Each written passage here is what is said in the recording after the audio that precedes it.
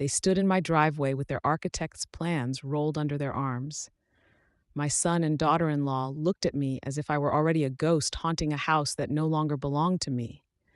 Don't act like this is your family anymore, my daughter in law remarked, her tone sharp as the January wind. Those words lingered in the air between us like poison. I was 68 years old, standing on land my late husband Frank and I had purchased 43 years ago when it was merely scrub brush and potential. My name is Helen Parker, and this is the story of how I learned that blood does not always guarantee loyalty, and how sometimes the sweetest justice comes from reclaiming what is rightfully yours. Before we proceed, I would appreciate knowing where you are watching from. Please share your city and state in the comments. It helps me feel connected in this world, and perhaps my story will resonate with someone who needs to hear it. Now, let me take you back to the beginning, or rather, to where it all unraveled. Frank passed away 3 years ago, a heart attack as sudden as lightning and as devastating as thunder. We had been married for 46 years, raising 2 sons in our modest home in Asheville, North Carolina. The house sat on 12 acres of beautiful mountain land that Frank and I had scrimped and saved to acquire when we were young. We always discussed the possibility of dividing it someday, perhaps allowing the boys to build their own homes on portions of it. We called it family land, a legacy. I should have known better than to trust in legacies. My oldest son, David, married Brittany 6 years ago. She was 32 to his 43, blonde and ambitious, with a smile that never quite reached her calculating eyes. I tried to like her. I truly did. But from the moment she joined our family, she began measuring everything, our furniture, our traditions, our land, as if taking inventory of what would eventually be hers. After Frank's death, I found myself drowning in grief. Initially, David and Brittany were attentive, coming by for dinners, helping with yard work, and sitting with me on the porch. I thought I was fortunate to have them nearby. I was mistaken. About a year after Frank's funeral, they began discussing their dreams of building a custom home.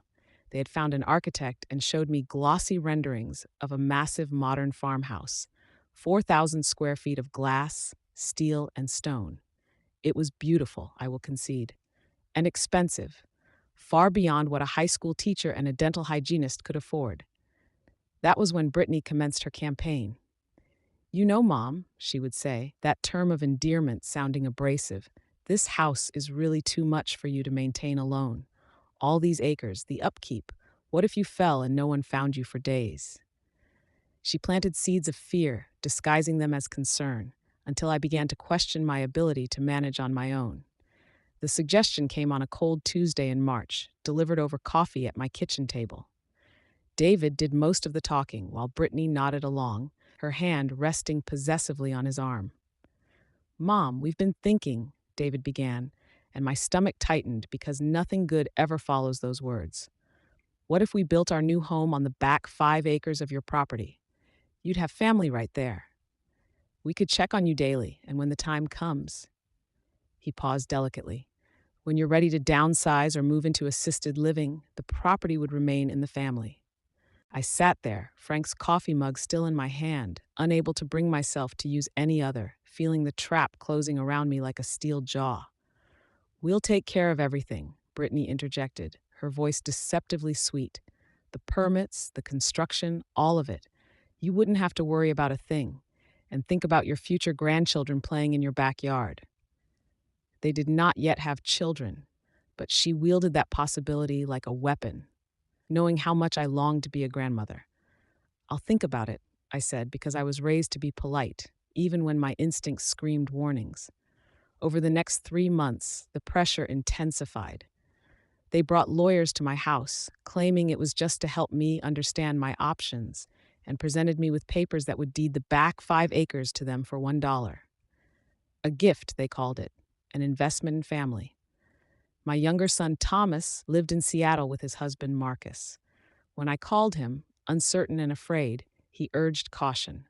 "Mom, don't sign anything until I can come home and review it with you. Something feels off about this." But David and Brittany had an answer for everything. The construction loan was time-sensitive. The architect's schedule was filling up.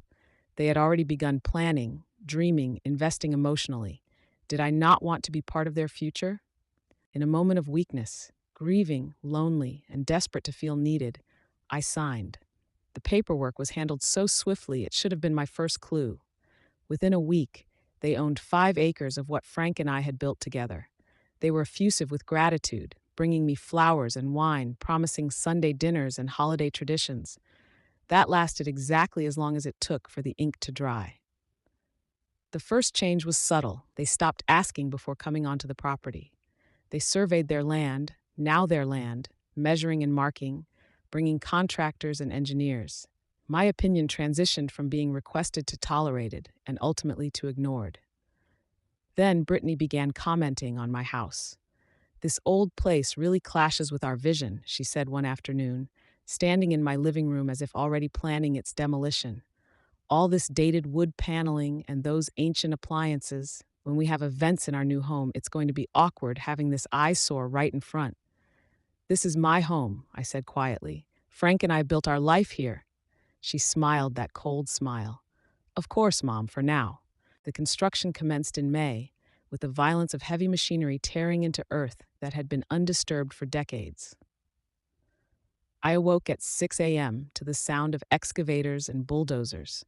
The peaceful mountain mornings I had cherished replaced by diesel engines and shouted instructions. They had promised to be respectful of my space, but their contractors parked in my driveway, blocked my garage, and used my outdoor spigot without asking. When I complained to David, he sighed as though I were being difficult. "Mom, we're building our dream home. There's going to be some inconvenience. Can't you be supportive?" Supportive? That word became a weapon they wielded whenever I expressed even the slightest concern.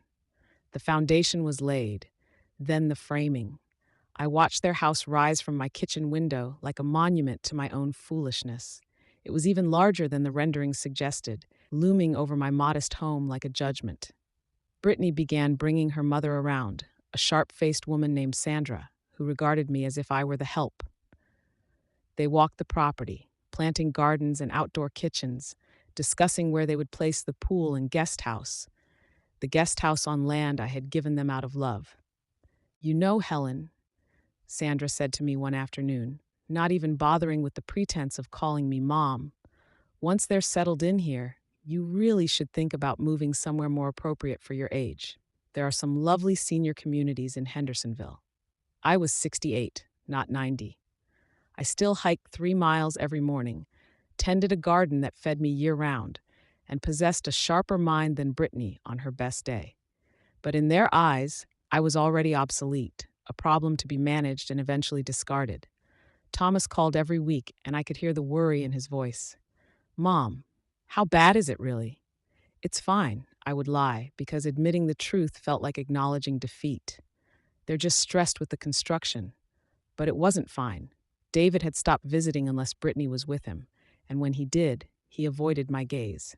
My son, who I had rocked through nightmares and cheered through baseball games, who had cried in my arms when his first marriage fell apart, was disappearing into someone I did not recognize.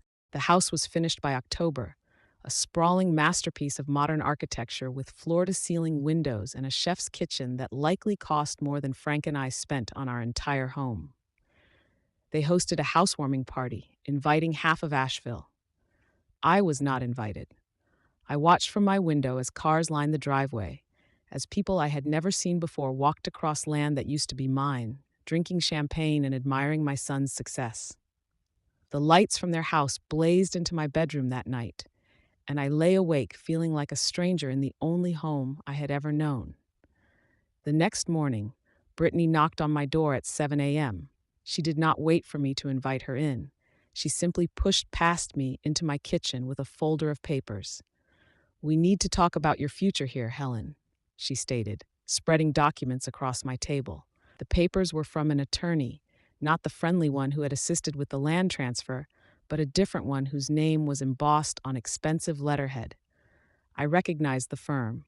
They handled complex real estate negotiations in Asheville. "What is this?" I asked, my voice steadier than my hands. Brittany settled into my chair as if she owned it. David and I have been discussing the situation, and we think it's time to address the elephant in the room. This property arrangement isn't working. Your house is affecting our property value, and frankly, having you here is creating complications we didn't anticipate.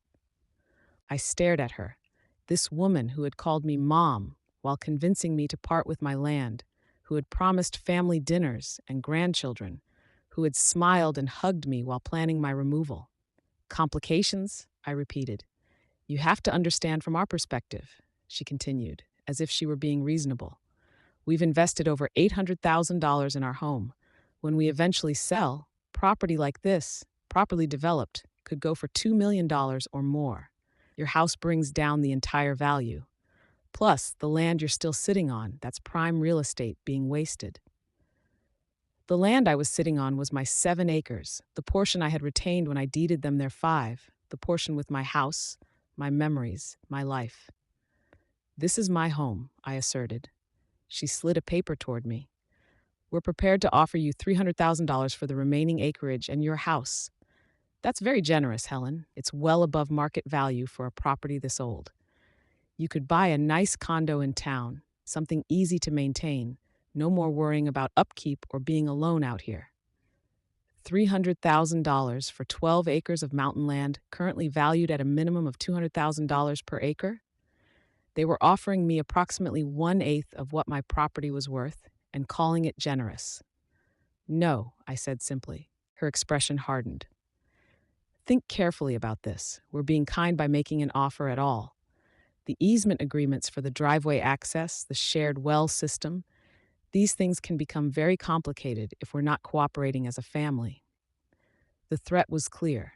The driveway leading to my house crossed through what was now their property. The well supplying my water was technically on the boundary line. They could make my life very difficult if they chose to. Where's David? I inquired. Does he know you're here? Something flickered across her face, perhaps guilt or irritation at being questioned. David and I make decisions together. He agrees this is best for everyone. I stood up, gathering the papers into a pile and handing them back to her. Tell David if he has something to say to me, he can say it himself. And tell your attorney I'm not selling. She stood too, her pleasant facade cracking to reveal the calculation beneath. You're making a mistake. We tried to do this the nice way, but there are other options. Don't force us to pursue them. After she left, I sat at my kitchen table for an hour, Frank's absence a physical ache in my chest. He would have known what to do. He would have seen through Brittany from the start and protected me from my own grief-driven mistakes. But Frank was gone, and I was alone with the consequences of my choices. That night, I called Thomas. When I told him everything, the offer, the threats, the casual cruelty of it all, the silence on the other end of the line stretched so long I thought we had been disconnected. I'm coming home, he finally said, his voice tight with anger. This weekend, don't sign anything, don't agree to anything, and Mom, it's time to fight back. That Friday, Thomas and Marcus arrived from Seattle. My younger son had always been quieter than David, more thoughtful, less concerned with appearances. But as he walked through my house, witnessing how closely their massive home loomed over mine, and observing their security cameras now pointed toward my property, his jaw set in a way that reminded me of Frank. This is elder abuse, Marcus stated bluntly. He was an attorney specializing in corporate law, but he recognized predatory behavior when he saw it. Everything about this situation is designed to pressure you into giving up your home and your land. I already gave them 5 acres, I admitted, the shame of it burning in my throat. Under duress, Thomas countered. While you were grieving, but that's done. The question is, what happens now? That evening, David finally appeared at my door. He looked tired, older somehow, shadows under his eyes that hadn't been there a year ago. For a moment, I saw my son, the boy who had held my hand on his first day of school, who danced with me at his father's funeral. Then Brittany's car pulled up behind him, and the moment shattered. Mom, we need to talk about the offer, he began. No, Thomas said, appearing behind me. You need to talk about what the hell you're doing to your mother. The confrontation that ensued was ugly. Brittany stood on my porch, her voice rising as she detailed all the ways I was being unreasonable and selfish, standing in the way of their future. David said nothing, just stood there like a man drowning, unable or unwilling to choose between his mother and his wife. You gave us that land, Brittany spat. You can't take it back now just because you're having regrets. She's not trying to take anything back, Marcus interjected calmly. But she's also not giving up her home because you want to flip this property for a profit. That's when Brittany made her mistake. In her anger, she revealed the truth. We already have buyers interested, she snapped. A developer who wants the whole 12 acres for a luxury subdivision. We could clear $4 million easily once we acquire the remaining parcel, but not with her and that shack sitting in the middle of it. The silence that followed was deafening. If you're watching this and you've ever been betrayed by someone you trusted, please subscribe. You will want to see how this ends. David's face went pale. Brittany, what?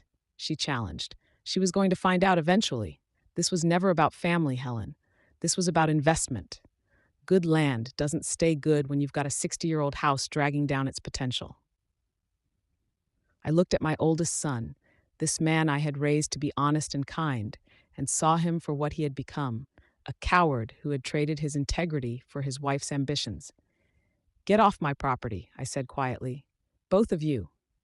It's our property too, Brittany shot back. And you're going to sell us the rest or we'll make your life so miserable you'll beg to leave. They made good on that threat. The following week, I received a cease and desist letter claiming I was trespassing on their portion of the driveway. The shared well suddenly required emergency repairs that shut off my water access for days at a time. Their landscaping crew began work at 6 a.m. every morning, running chainsaws and wood chippers right along the property line. Then came the code enforcement complaints, anonymous reports that my house was a safety hazard, that my septic system was failing, that I was running an illegal home business. None of it was true, but each complaint meant inspectors, paperwork, and stress. Thomas and Marcus stayed for 2 weeks, documenting everything: the harassment, the threats, the systematic campaign to force me out. Marcus made calls to attorneys in Asheville, trying to find someone who specialized in elder law and property rights. That's when we found Rebecca Chen. She was 45, sharp as a blade, with a reputation for tackling cases other attorneys would not. She visited my house on a Tuesday, walked the property, reviewed all the documentation, and listened to my story without interruption. When I finished, she leaned back in her chair and smiled. It wasn't a kind smile. It was the smile of a predator who had just spotted prey. Mrs. Parker, she said, I'm going to ask you a question, and I need you to think very carefully before you answer. How badly do you want to keep this house? It's my home, I replied. Frank and I built our life here. I will fight for it until my last breath. She nodded. Good, because what I'm about to propose is going to be expensive. It's going to be ugly, and it's going to destroy whatever relationship remains with your son. But if we do this right, we won't just protect your property. We'll ensure they never profit from what they've done. She spread a map of my land across the table, marking parcels and boundaries, access roads and easements. As she spoke, explaining the legal strategy she had in mind, I felt something I hadn't felt in months. Hope, the deed transfer you signed, Rebecca said, tapping the document, has a problem. Several problems, actually. The attorney who drew it up represented both parties, which is an ethical violation. The language around the well rights and driveway access is ambiguous at best, fraudulent at worst, and the consideration paid, $1, could be challenged as unconscionable given your emotional state at the time. Can we reverse it? I asked, my heart pounding. Maybe, but that's not what I'm recommending. Rebecca's eyes gleamed.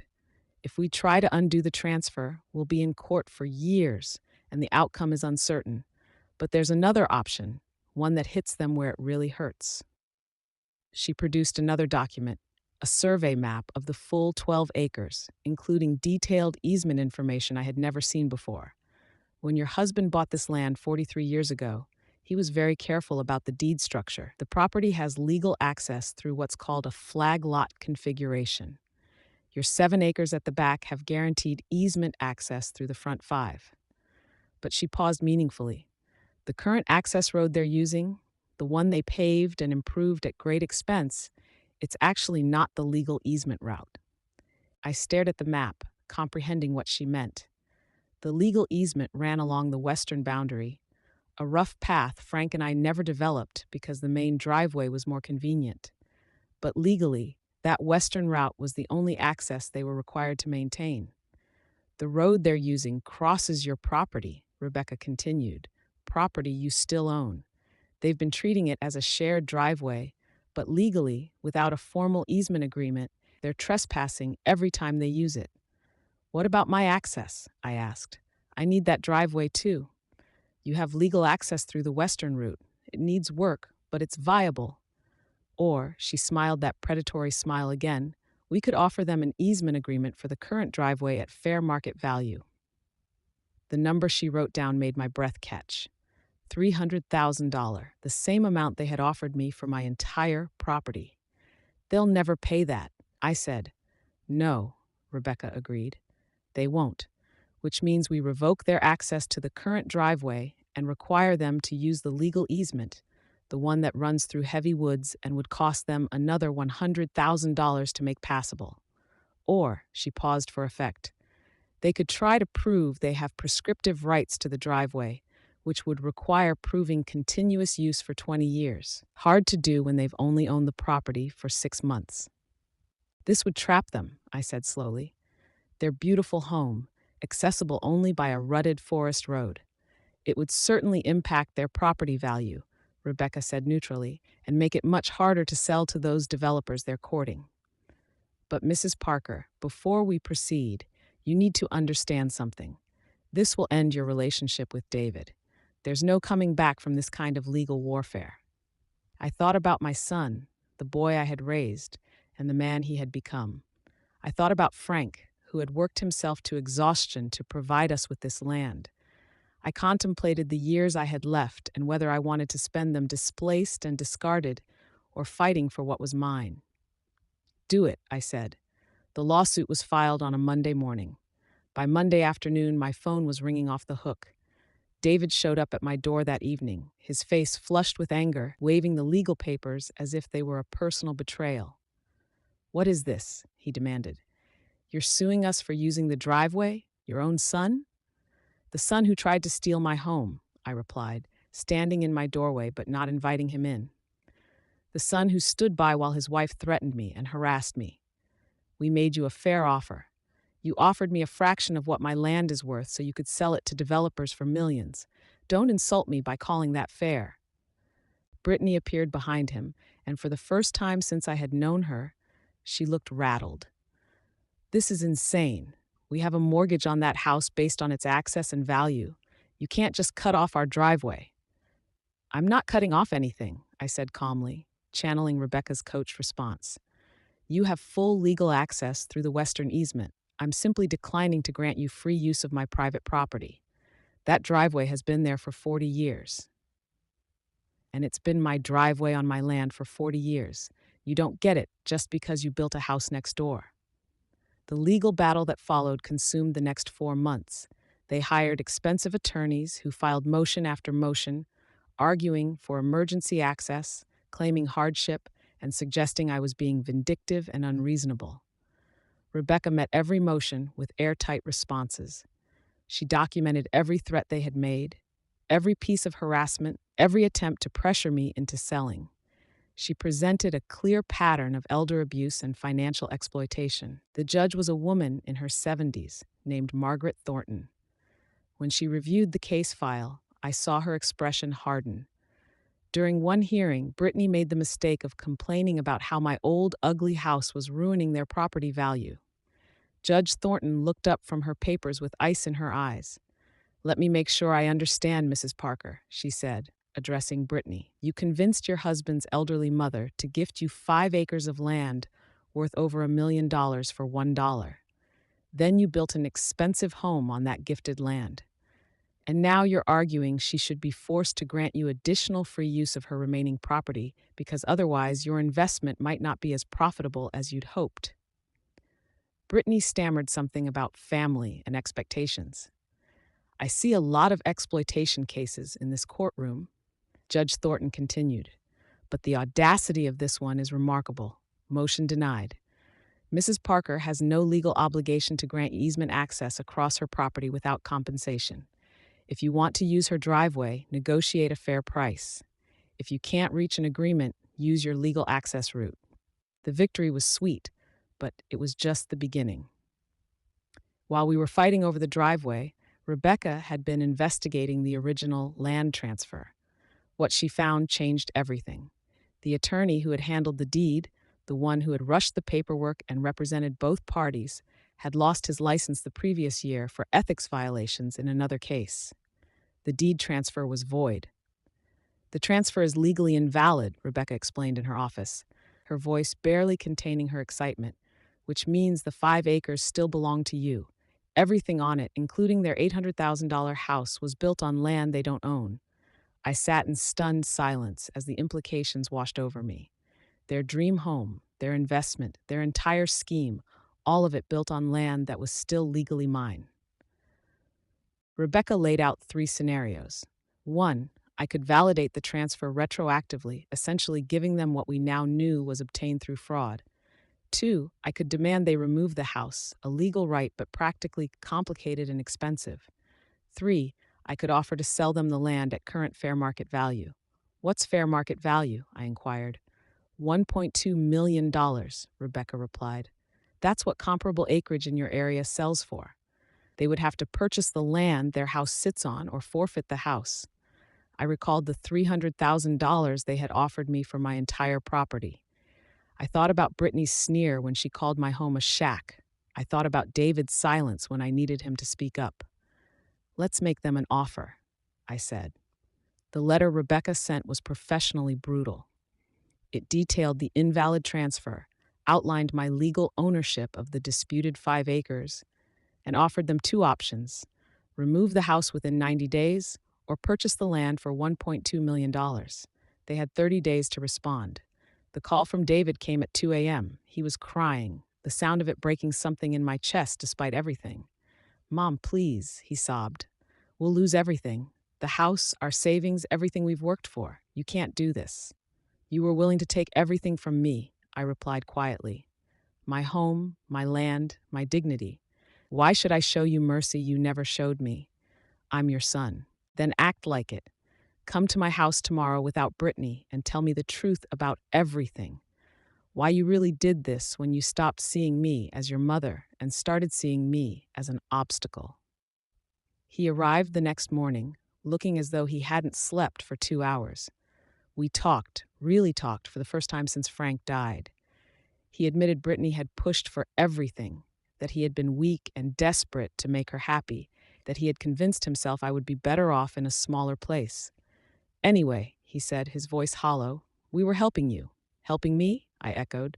"The truth is, you were planning for yourselves, and I was just in the way." "Yes," he replied simply, "you were." "What do I do now, Mom? We can't afford to buy the land. We can't afford to move the house. We're going to lose everything." I looked at my son, really looked at him, and saw genuine remorse for the first time. But I also saw weakness, the same weakness that had allowed him to participate in trying to steal my home. "You're going to learn," I said, "that actions have consequences." The final settlement took 6 weeks to negotiate. Thomas and Marcus flew back to help me navigate the decisions, and together we crafted terms that would protect me while not completely destroying David. Here's what we agreed upon. I would sell David the 5 acres for $800,000, 2/3 of market value. This was a significant discount, but more than double what they had paid me. They had to secure financing within 60 days, or the sale would be void, and they would have to remove the house. They barely met the deadline, taking out a massive second mortgage that would strain their finances for years. The home that was supposed to be their dream became an anchor around their necks. But that wasn't the end of it. I also required them to sign an agreement. No contact with me except through attorneys for any reason. Immediate cessation of all harassment and public acknowledgement in writing that they had attempted to defraud me of my property. Brittany refused at first, but faced with losing everything, she signed. The look on her face when she affixed her signature to that document was worth every sleepless night I had endured. With the $800,000, I did something they never expected. I had the Western Access Road properly developed, paved, graded, and landscaped. Then I commissioned a survey of my remaining 7 acres and subdivided it into 2 parcels. One parcel with my house, I put in an irrevocable trust for Thomas. The other 3 acres, prime building land with mountain views they could only dream of, I sold to a lovely retired couple from Florida for $600,000. That couple built a beautiful home that made David and Brittany's modern monstrosity look cheap by comparison. And because the new house sits on higher ground, it entirely blocks their sunset view. The developer Brittany had been courting lost interest once the property could not be assembled as one package. Their subdivision scheme died, along with their dreams of a massive profit. I still reside in my home, the one Frank and I built together. I awaken every morning to mountain views and the sound of birds instead of bulldozers. Thomas visits every few months, and we sit on the porch talking about his father, keeping his memory alive in a place he loved. David and I have not spoken in over a year. I hear occasionally that they are struggling with the mortgage, that Brittany pressures him to try again to purchase my remaining land, and that their marriage is strained under the weight of their debts. I do not take pleasure in their suffering, but I will not rescue them from the consequences they earned. Some may say I should have forgiven them, that family matters more than money or land, but those people have never had their son look them in the eye and see dollar signs instead of love. They have never had someone attempt to steal their home while calling it help. I am 71 now, and I have learned something important through all of this. Kindness without boundaries is merely permission for people to use you. Sometimes the most loving thing you can do is teach others that you cannot be taken advantage of any longer. My land is mine, my home is mine, my dignity is mine, and nobody, not even my own son, has the right to take that away. Please subscribe to my channel. I look forward to seeing you in the next video. With love and respect.